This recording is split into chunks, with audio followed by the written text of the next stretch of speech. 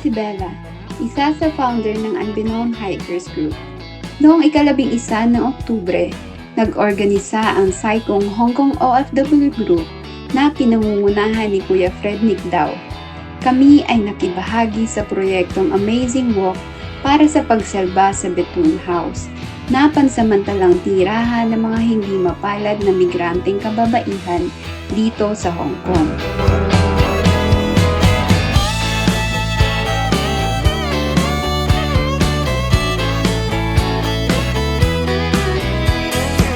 Nagtipon-tipon ang iba't ibang grupo ng hikers kasama ang Unbeknown Hikers para makaliko ng pondo na ibinahagi sa programang Save Bethune House. Kami nagsusumikap, no? Na huwag siyang magsara kasi nga araw-araw meron tayong 24 na kababaihan, hindi lang mga Pilipino, kundi iba't ibang lahi, Asian, meron tayong Indian, meron tayong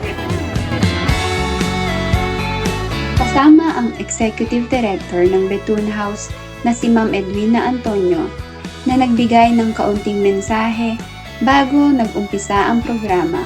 Sa tulong ng iba't ibang business owners at sa mga dumalo, nakalikom kami ng malaking halaga na aming ibinigay sa Bethune House.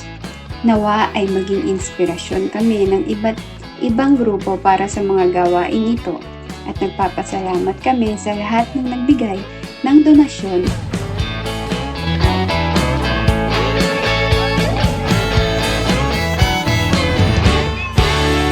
On behalf of Bethune House, maraming salamat.